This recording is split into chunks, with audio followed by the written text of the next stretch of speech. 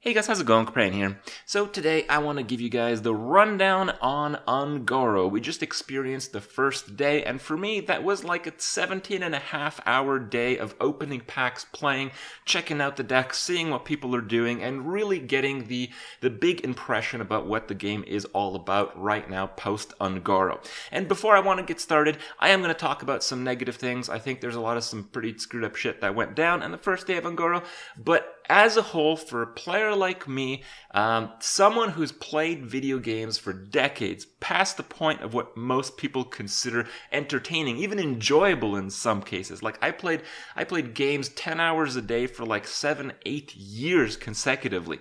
I've farmed the same monster in a game, like, on and off hours every day, the same single monster for like 2.5 years.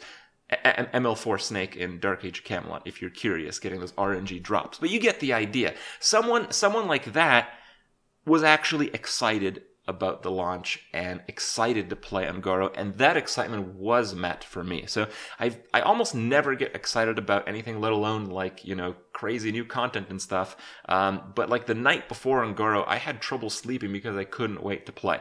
And, that might be a pretty typical thing for you, but for me, I'm an old gamer dude at this point, and that does not happen to me, and overall, I do see great things coming from this expansion. Now, not everyone will agree with that, and I think the amount of enjoyment and excitement you're expecting from this expansion largely has to do with how much money you are willing to drop on the game, and that is the core of the problem that we experienced in the first day of Un'Goro.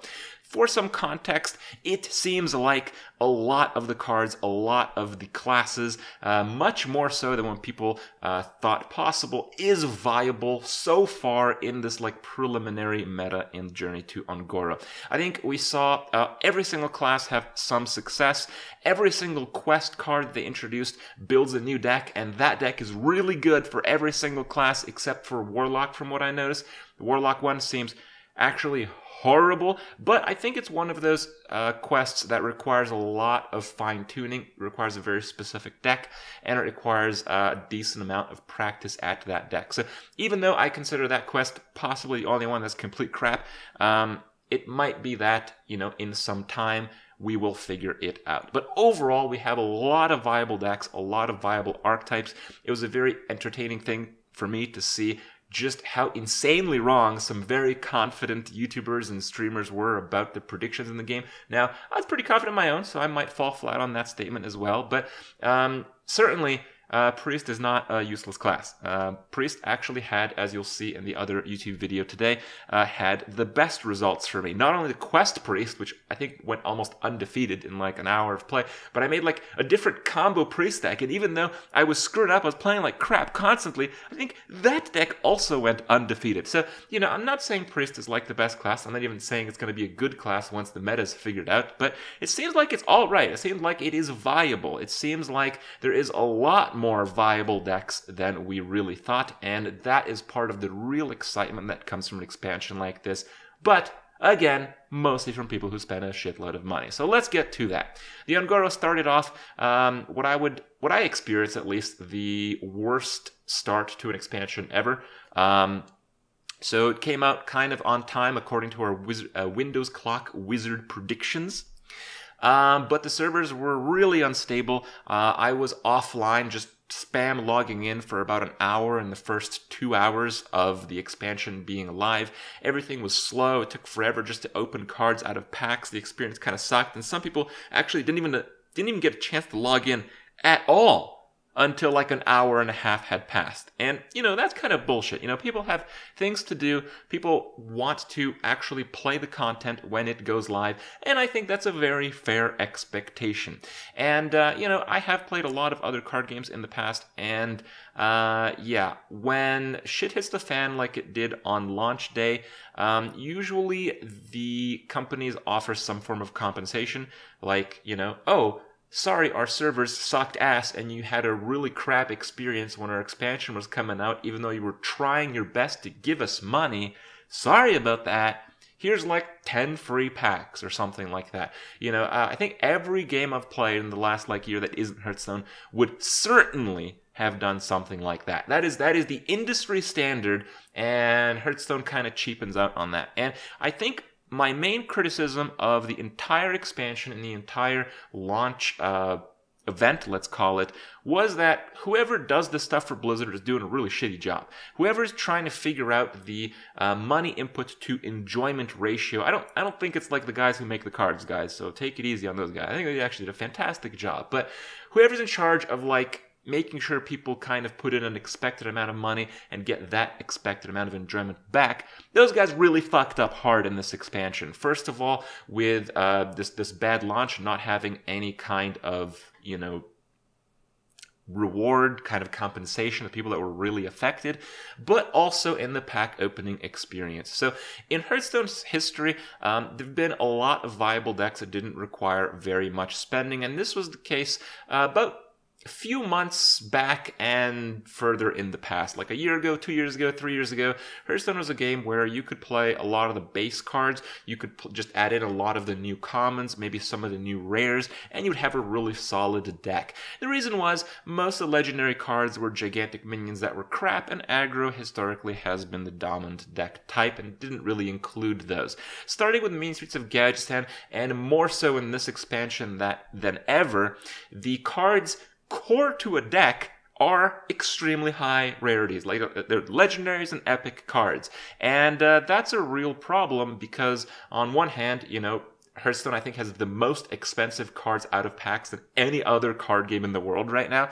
Like, 5 digital cards cost you more than $1, right? It's like 25 cents a card or some shit. It's more. You just got increased if you're living in a lot of different parts in the world because of the recent price hike in packs, right? It's like so much crap from that. And the legendaries are so rare compared to some other card games. Blizzard gives you almost no free packs, even though we had like the daily rewards and stuff. Give me a break. We got like 3 free packs out of that, all right? It's not really that. Like, yes, thank you. That was great. But we need a lot more, specifically for people who either can't spend money or won't spend as much money as you might think. You know, people pre-ordered, got like 50 packs, and opened those 50 packs and got like 1 legendary, maybe 2 legendaries. And if those legendaries weren't quests, well, you know, they had a really bad experience. And this is where I think the tie-in really failed in this expansion. More so than ever before, the legendary cards are core to the game, right? So before, you'd be like, even if you didn't have like Kazakus, you could play like Reno Mage if you had Reno, and you just didn't have Kazakus, you could still win. Just a slightly shittier version of Reno Mage. But like, if you don't have the Rogue quest and you want to play the new Rogue deck, you literally can't. Right? The quests are core to the game, but they're ridiculously rare and impossible to get from packs almost. And that's really crap because people don't expect to have to buy more packs to get the same enjoyment. People don't expect to have to pay more than like, you know, $100 in Hearthstone packs to actually explore the new expansion. But this time they did because all of the quests are legendary and there are more legendaries in the game, so your chance of getting any specific one is actually lower, right? That's really bullshit. That's really bullshit for people who couldn't pay that much money. For someone like me, the excitement, the expansion has been amazing. But for most people who spend like $50, $60, $100 on the expansion, their experience is terrible. And I think Blizzard really should come in as fast as possible and remedy the situation. Now, I don't know the best way to do it. You know, certainly some people might just watch this video and it's like, yeah, but Krip, they just gave you a whole bunch of dust for free if you had Ragnaros and Sylvanas and all that. It's like, yes, that's understandable, but what you really have to take from this is that people are not going to craft cards on the first day of the expansion. They're going to craft cards once the meta has stabilized, which is kind of like 2 weeks after the expansion has launched, and the hype for a lot of those people is going to be a lot lower than it is today. So what they really should have done, because, you know, the main thing in the Journey to Un'Goro expansion were quests, but they were walled behind all that bullshit. So what they really should have done is, like, every 30 packs you buy, you just get to choose one of the quests that you want to play or something like that. Every 40 packs or whatever. And then if you want more and you can't get packs, then, you know, maybe you can just craft it at that point. So really the main fail of this expansion was allowing people who don't want to spend that much money the actual expansion. Okay, so big fail on that one. But again, someone like me, doesn't affect me directly. Buy like 1,000 packs. I tried out like all the decks. It seems like Rogue is immediately the most dominant deck right now, but again, it's day one, and there are so many deck types, I wouldn't really lock it in, but it is a combo aggressive deck, and it's very hard to stop, so who knows? Rogue might be the top deck out there, and just to close out this video, I wanted to give you guys a few of the clips of my first few times playing against the Rogue deck, so you could see what that was like. And yeah, I know there's a lot of negative, but the negative doesn't come from the actual game. And I think a lot of people on the community forums and Reddit are vocal enough about this issue, and I'm being vocal about this issue, that it's total crap, that the whole expansion revolves around quests, but people can't actually get the quests. It's far more expensive than ever before to get cards like the quests, and Hearthstone was already the most fucking expensive digital card game in the world, at least from what I've played, and I've played a lot, by the way. So once we get past that, the game is great, and I hope today you guys can see that from the clips. So check it out. Hope you guys agree. Let me know your thoughts about what you've experienced in the first day of the expansion, and I'll see you guys tomorrow. Fine. Uh-oh. That's really crappy. Alright.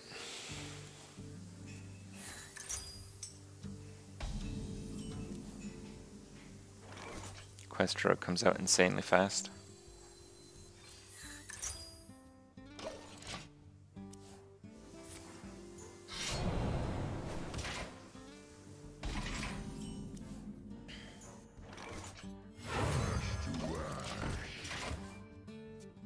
Let's show our guests a good time. What?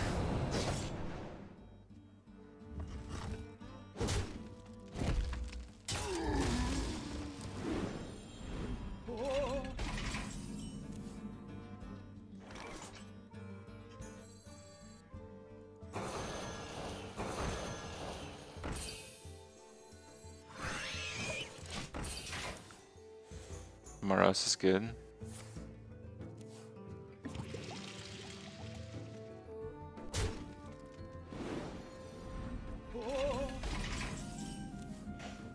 Okay.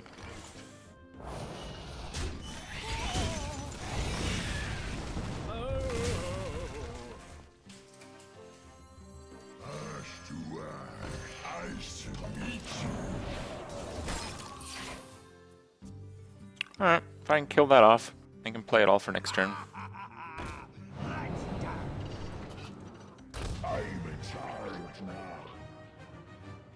Oh wait, he got that off Mimic Pod? Uh-oh.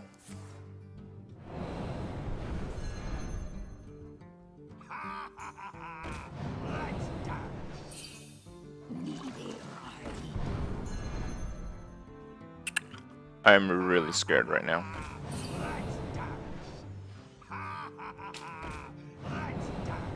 What the fuck?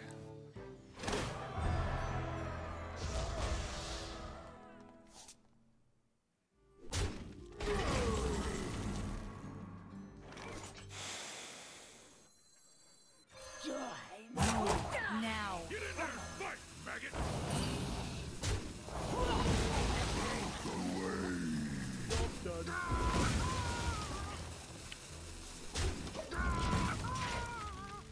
Yeah, he still has to play it, so I have a little bit of time.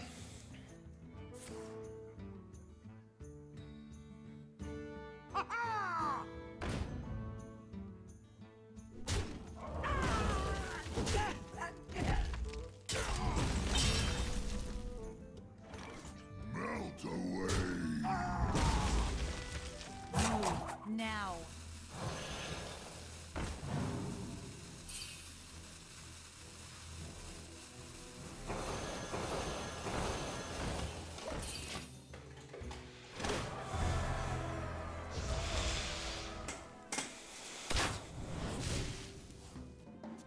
Okay.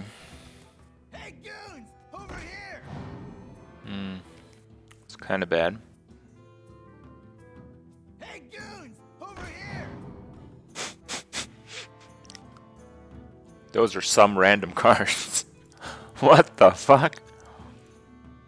Hemet is actually played in Quest Hunter. You use him right before Queen Carnessa, so you empty your deck and fill it with raptors.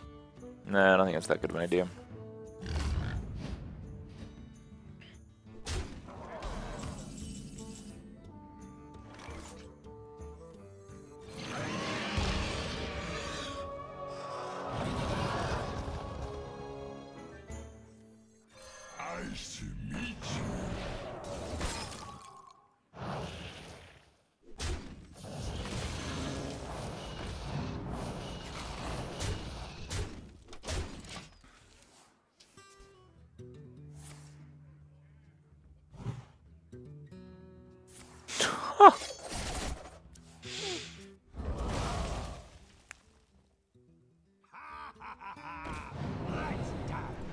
I think this is as lucky as you can possibly get with this deck. Am I wrong about that? I mean, that seems pretty fucking crazy. I have to fish out Tundra Rhino.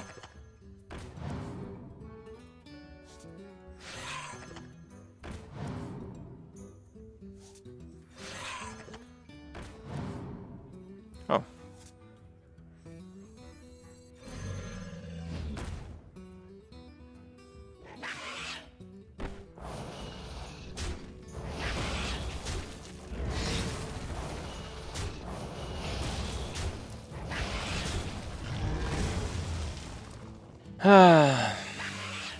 Guess. What's Stampede gonna get me? I can't really get anything. How do I win from here? It's pretty tough, but I think it's possible to... Like, so my win condition was run him out of cards, because he only had random cards in his whole hand. But all of his random cards were fucking crazy. Are you kidding? Oh, 2 of them kill me. Well, Yeah.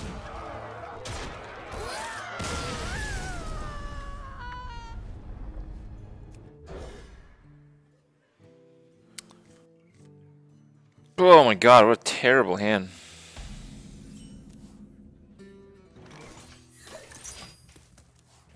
Expect to see that rogue a lot.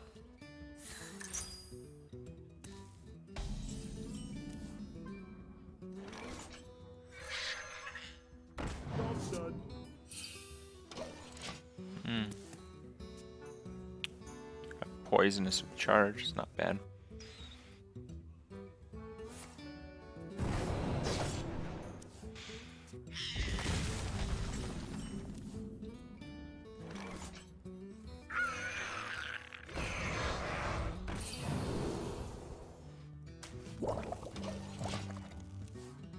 It's really hoping for stat buffs.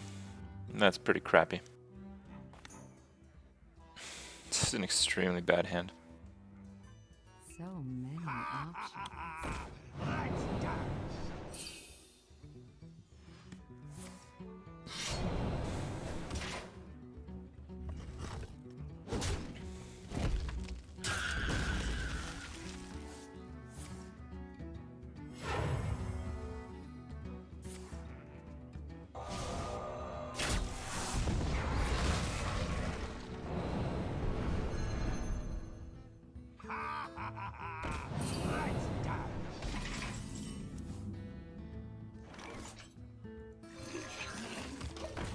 This is literally the worst I've ever seen a deck like this draw.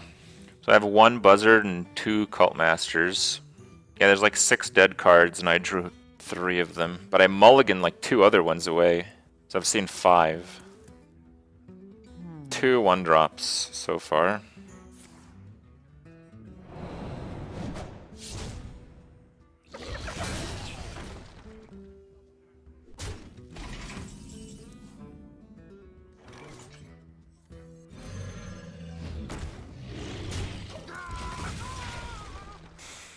Buzzard and Cult Master are bad in general. I don't know. Maybe. It seemed good and I played them in the late game.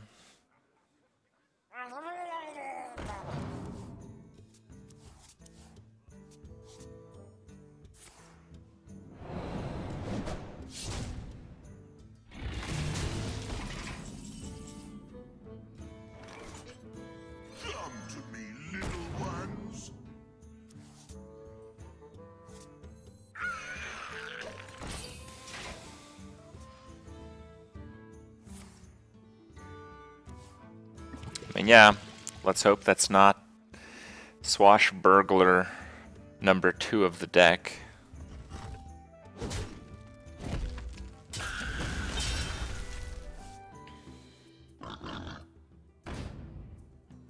That's interesting.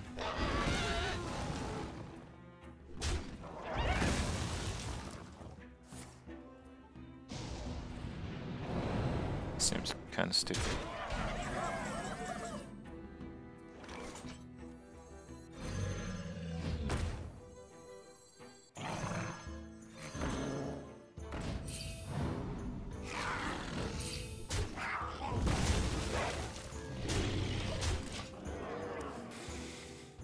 Probably kill him next turn if I get a 1-drop and he doesn't kill the Tundra Rhino.